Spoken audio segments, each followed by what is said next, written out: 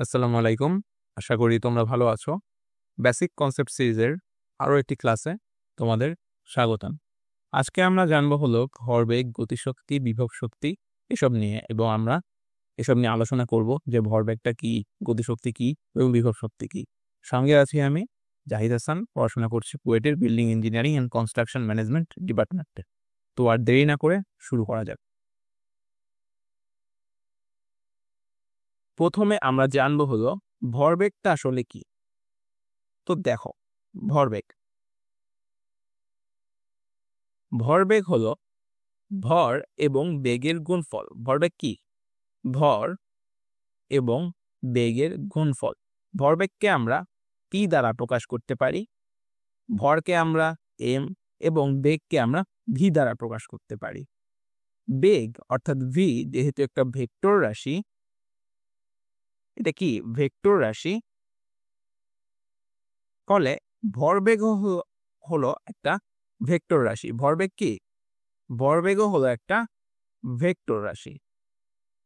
কথা হলো ভেক্টর রাশি কোনটা? ভেক্টর রাশি হলো সেটা যার মান এবং দিক উভয়ই রয়েছে। মান এবং দিক উভয়ই রয়েছে।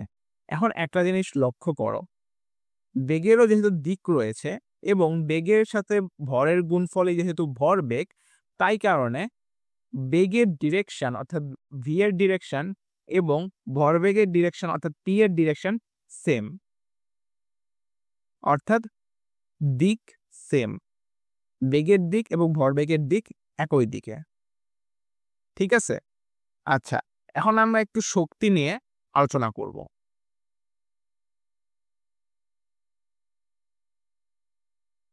আচ্ছা দেখো, শক্তির নিত্যতায় আমরা শক্তির দুটো রূপ নিয়ে আলোচনা করি।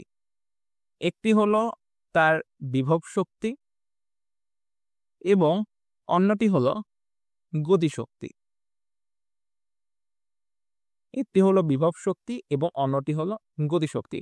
এবং আমরা একটি বস্তুর যখন মোট শক্তি বের করি, কোনো বস্তুর যখন মোট শক্তি আমরা বের করি বা ক্যালকুলেশন করি, তখন আমরা আসলে সেই বস্তুটার ওই অবস্থানে বিভব শক্তি এবং গতিশক্তির সমষ্টি বের করে থাকি। কি বের করে থাকি? ই সমান মোট শক্তি, আমরা কি বের করি? ইপি অর্থাৎ বিভব শক্তি এবং ই কে গতিশক্তির সমষ্টি বের করে থাকি কোনো বস্তুর মোট শক্তি আমরা যখন বের করি। ঠিক আছে? আচ্ছা, এখন আমরা যদি গতিশক্তি এবং বিভব শক্তি নিয়ে একটা ছোট করে আলোচনা করে ফেলি, তাহলে দেখো বিভব শক্তিটা আসলে কি। প্রথম ক্ষেত্র, একটি বস্তু রয়েছে মাটির উপরে যার ভর কিনা এম এবং এইচ উচ্চতায়, মাটি থেকে এইচ উচ্চতায় একটি ছাদ রয়েছে।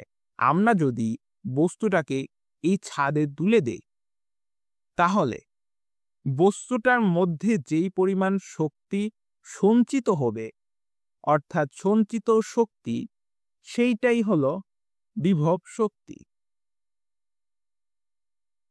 এখন দেখো, যেই বস্তুটাকে আমরা নিচ থেকে ছাদে তুলে দিয়েছি, সেই বস্তুটা কি নিজে নিজে ছাদে উঠেছে?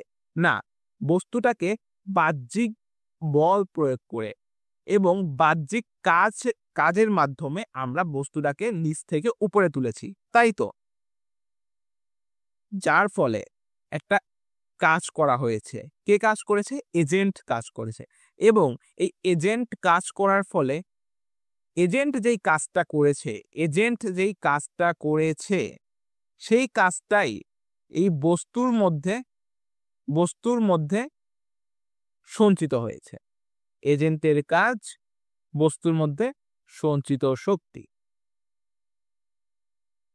অর্থাৎ আমি এই বস্তুটাকে যেই পরিমাণ কাজ করে বা যেই পরিমাণ শক্তি দিয়ে ছাদে তুলে নিয়েছি, সেই পরিমাণ শক্তি এই বস্তুর মধ্যে জমা হয়েছে।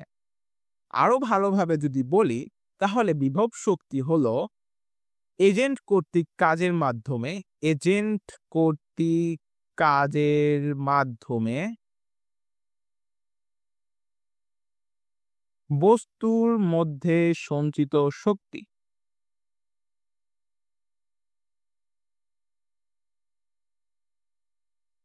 কি বললাম? বিভব শক্তিটা কি? এজেন্ট কর্তৃক কাজের মাধ্যমে বস্তুর মধ্যে সঞ্চিত শক্তি। এইটা কি? এইটাই হলো বিভব শক্তি। দেখো ভাইয়া, আমরা যে বস্তুটাকে নিচ থেকে উপরে তুলেছি, এইচ পরিমাণ উচ্চতায় এই যে নিচ থেকে উপরে তুলেছি, এই তোলার ফলে এর যে শক্তিটা সঞ্চিত হয়েছে বস্তুর মধ্যে, অর্থাৎ যে বিভব শক্তি, তার পরিমাণ কত তা কি আমরা জানি? তার পরিমাণ হলো mgh। তার পরিমাণ কি? mgh।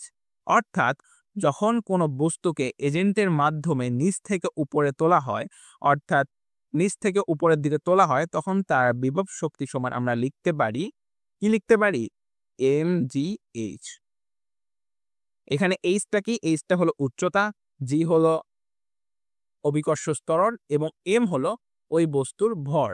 এম হলো বস্তুর ভর, জি হলো অভিকর্ষ ত্বরণ এবং এইচ হলো উচ্চতা। এখন আমরা বিভব শক্তি নিয়ে আরেকটু আলোচনা করি। মনে করো একটা স্প্রিং রাখা আছে এবং সেই স্প্রিং এর সাথে একটা বস্তু সংযোগ করে রাখা আছে, ঠিক আছে?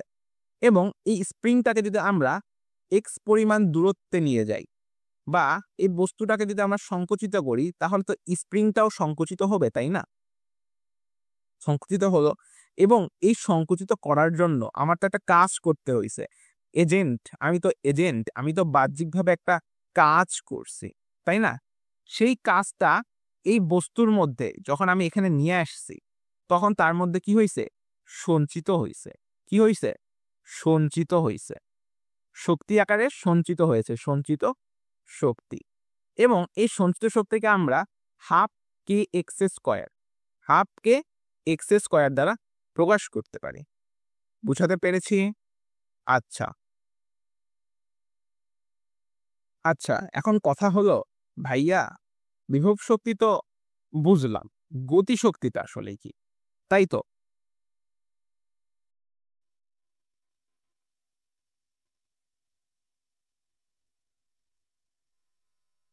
তাই নয়? আচ্ছা দেখো, এখন আমরা আলোচনা করব হলো গতিশক্তি সম্পর্কে।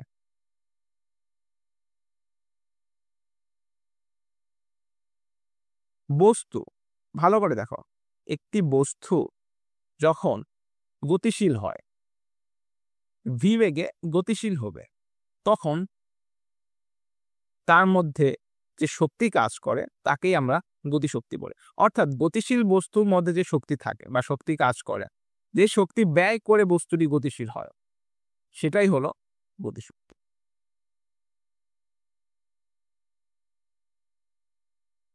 মনে করো একটি বস্তু স্থির অবস্থায় ছিল, তারপর আমরা বস্তুটাকে বেগ দিলাম এবং বস্তুটা একটা নির্দিষ্ট সময় পরে এই বেগেই চলতেছে, অর্থাৎ ভি বেগেই চলতেছে। আমরা ধরে নিলাম বস্তুটা টি সময়ে ভি বেগে চলতেছে, টি সময় ভি বেগে চলতেছে। এখন টি এর মান 2 সেকেন্ড, 3 সেকেন্ড, 10 সেকেন্ড, 5 মিনিট, যা খুশি হতে পারে। টি সময়ে ভি মিটার পার সেকেন্ড বেগে চলতেছে। তাহলে এই সময়ে, এই মুহূর্তে বস্তুর গতিশক্তি যদি আমাদের বের করতে বলে, বস্তুর গতিশক্তি, তখন বস্তুর গতিশক্তি হবে হাফ এম ভি স্কয়ার।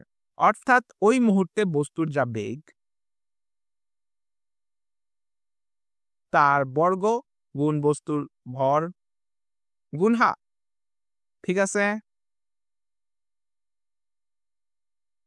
এই যে আমরা বস্তুর গতিশক্তি বের করলাম না, এই যে বস্তুর গতিশক্তির সূত্রটা আমরা দেখলাম হাফ এম ভি স্কয়ার। এখন দেখো, আমরা যদি দুটো আলাদা আলাদা সময়ে বস্তুর গতিশক্তি নিয়ে কাজ করি, তাহলে দেখো কি হয়। মনে করলাম টি1 সময়ে, টি2 সময়ে। টি1 সময়ে বেগ ছিল ভি1, টি2 সময়ে বেগ হলো ভি2। তাহলে দেখো, টি1 সময়ে যদি আমি বস্তুর গতিশক্তি বের করি, তাহলে E K one is equal to half M V one square. T two সময় যদি বের করি, E K two is equal to half M V two square. ঠিক আছে, আচ্ছা দেখো, যদি v2 is greater than v1 হয় বা v1 is greater than v2 হয়, সেক্ষেত্রে এই যে দুইটা শক্তি আমরা পাইছি ইকে ওয়ান এবং ইকে টু, ডেল ইকে যেটা হবে, অর্থাৎ শক্তি দুইটার অন্তর্ফল, অর্থাৎ দুটো গতিশক্তির বিয়োগফল বা গতিশক্তির পরিবর্তন। কি বলতে পারি? গতিশক্তির পরিবর্তন। এই গতিশক্তির পরিবর্তনকে বলা হয় কৃত কাজ। ঠিক আছে, আমি এখানে দেখো কি বলছি, v2 is greater than v1 বা v1 is greater than v2, অর্থাৎ দুইটা সময় যদি বেগের পরিবর্তন হয়, বেগ আগে যা ছিল তা নাই, সেক্ষেত্রে আমাদের গতিশক্তি পরিবর্তন সময় আমরা কৃতকাজ পাবো। কিন্তু দেখো, যদি এমনটা হয়, মনে করো v1 is equal two v2, অর্থাৎ আগেও যা বেগ ছিল পরেও তা বেগ, তাহলে আমাদের ডেল ইকে এর মান কি হবে? তাহলে ডেল ইকে এর মান হবে 0। তার মানে আমাদের কৃতকাজও কি 0।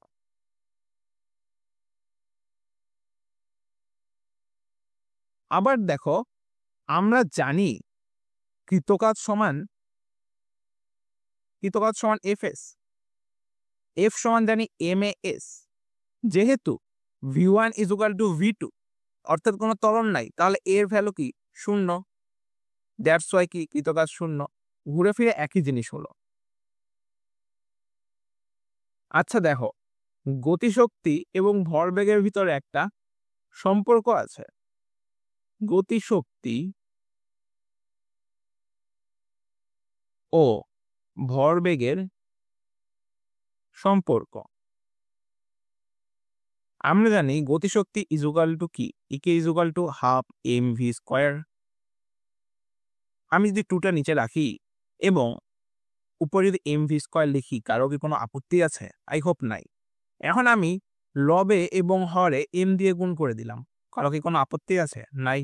তাহলে দেখো কি হয়, এম ভি এর উপরে স্কোয়ার আমরা দিতে পারি এবং 2m দিতে পারি, এবং আমরা জানি এম ভি সমান হলো পি। তাহলে দেখো কি হলো, E K is equal to P square ভাগ 2m। তাহলে কি দাঁড়ালো? তাহলে দাঁড়ালো হলো আমাদের গতিশক্তি এবং ভরবেগের ভিতরে সম্পর্ক। গতিশক্তি সমান ভরবেগের উপর বর্গ ডিভাইডেড 2m বা 2 গুণ ভর। ঠিক আছে, এটা কি গতিশক্তি এবং ভরবেগের মধ্যের সম্পর্ক। ওকে, তো এই ছিল আজকের ক্লাস। দেখা হচ্ছে নতুন কোনো ক্লাসে। ততদিন সবাই ভালো থাকো, সুস্থ থাকো। ধন্যবাদ সাথে থাকার জন্য। আল্লাহ হাফেজ।